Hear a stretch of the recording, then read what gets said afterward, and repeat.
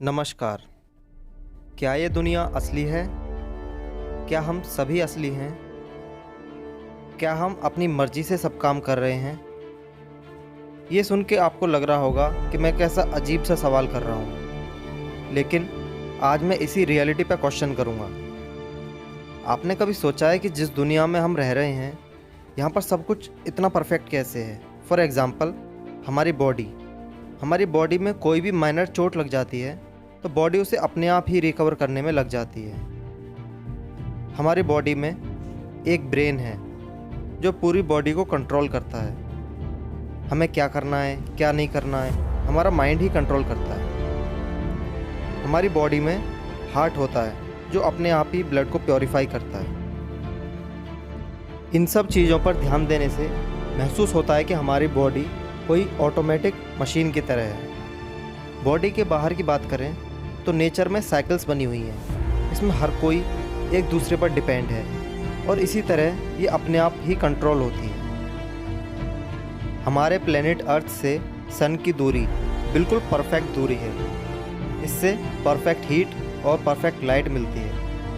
क्या कभी हमने सोचा है कि ये सन, अर्थ और बाकी प्लैनेट्स, इंसान, जानवर, पहाड़, पानी, ये सब कहाँ से आए और इतने परफेक्ट वे में कैसे काम कर रहे हैं? सभी इंसानों के फिंगरप्रिंट्स और डीएनए का पैटर्न कैसे और किसने डिज़ाइन किया है कि वो इतना यूनिक है और कभी भी आपस में मैच नहीं होता। इसे समझाने के लिए मैं एक एग्जांपल देता हूँ। आप मेरी ये वीडियो मोबाइल या कंप्यूटर की स्क्रीन पर देख रहे हैं, तो ये जो स्क्रीन है वो छोटे छोटे पिक्सल से मिलकर बना है। वो पिक्सल आपस में मिलकर काम कर रहे हैं और हर सेकंड अपना कलर चेंज कर रहे हैं। इनके चलने से आपको ऐसा लगता है कि आप मेरी ये वीडियो देख रहे हो, लेकिन वो सिर्फ पिक्सल्स के डांस का कमाल है। अगर हम इसी कॉन्सेप्ट को ब्रह्मांड में लगाएं तो बहुत इंटरेस्टिंग बात सामने आती है। इसे मैट्रिक्स या सिमुलेशन कॉन्सेप्ट कहते हैं। इस कॉन्सेप्ट के अकॉर्डिंग ये दुनिया किसी कंप्यूटर से डिज़ाइन की गई है। जो कंप्यूटर गेम्स होते हैं वो अपने आप में एक पूरी दुनिया होती है। उस दुनिया को गेम कोडर्स तैयार करते हैं। वो दुनिया भी रियल जैसी लगती है, लेकिन वो रियल नहीं है। वो तो सिर्फ एक वर्चुअल दुनिया है, एक इल्यूज़न है जिसे प्रोग्रामिंग करके बनाया गया है। तो जो ये मैट्रिक्स या सिमुलेशन कॉन्सेप्ट है वो भी यही कहता है कि ये दुनिया एक कंप्यूटर गेम है। अगर ऐसा है तो हमें बनाने वाला कोई इंटेलिजेंट माइंड ज़रूर होगा। कुछ एक्सपर्ट्स मानते हैं कि हो सकता है कोई उन्नत सभ्यता हो जो हमसे बहुत आगे जा चुकी हो। वो अपने जैसे या अपने से अलग दुनिया को कोडिंग के ज़रिए बनाकर देखना चाहती हो कि वर्चुअल दुनिया में इंसान क्या क्या करते हैं और कैसे सर्वाइव कर सकते हैं।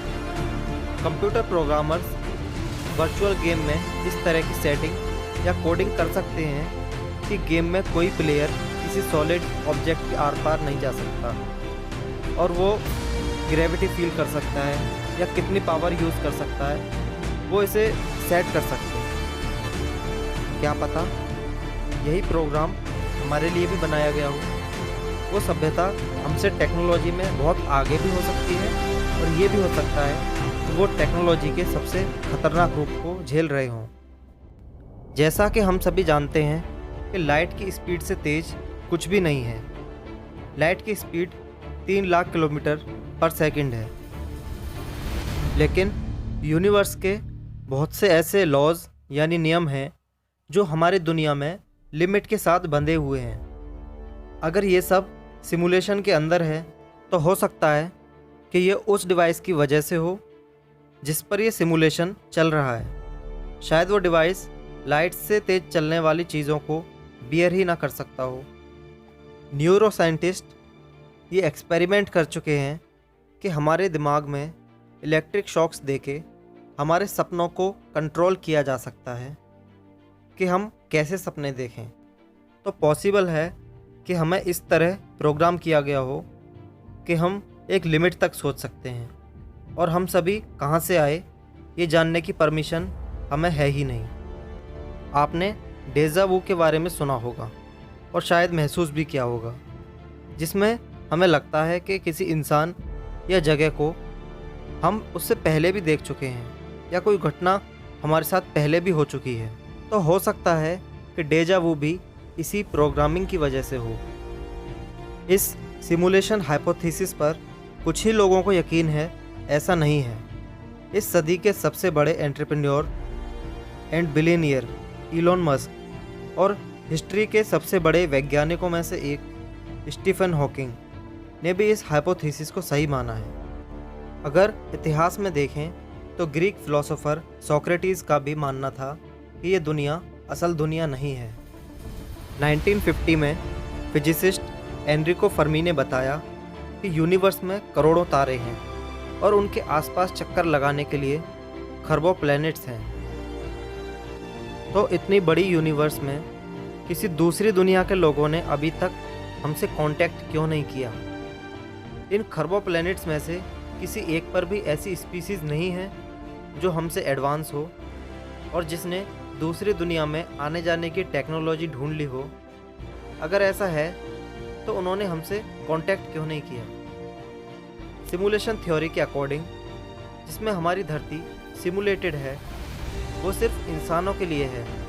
और इसकी एक डीप थ्योरी ये भी है कि अलग अलग प्लैनेट्स पर अलग अलग सभ्यताएं हो सकती हैं, लेकिन वो इस तरह सिमुलेटेड हैं जिससे उन्हें लगे कि वो यूनिवर्स में अकेले हैं। इस हाइपोथेसिस के अकॉर्डिंग किसी भी चीज़ के डिज़ाइन या प्रोग्राम करने में कहीं कोई ना कोई गलती तो रह ही जाती है। तो जो भूत प्रेत, डेजा वू या एलियंस जैसी चीज़ें दिखाई देती हैं या महसूस होती हैं, वो शायद इसी प्रोग्रामिंग की कोई छूटी हुई गलती हो।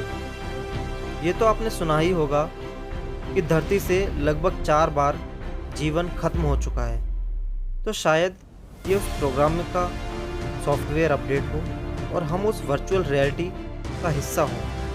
भगवत गीता में भगवान कृष्ण अर्जुन को कहते हैं कि ये दुनिया एक माया है। तो हो सकता है ये सिमुलेटेड दुनिया होने का एक हिंट हो। तो ये थे कुछ कारण जो हमें बताते हैं कि ये सभी कंप्यूटर सिमुलेशन का एक हिस्सा है और ये दुनिया कोई वास्तविक दुनिया नहीं है।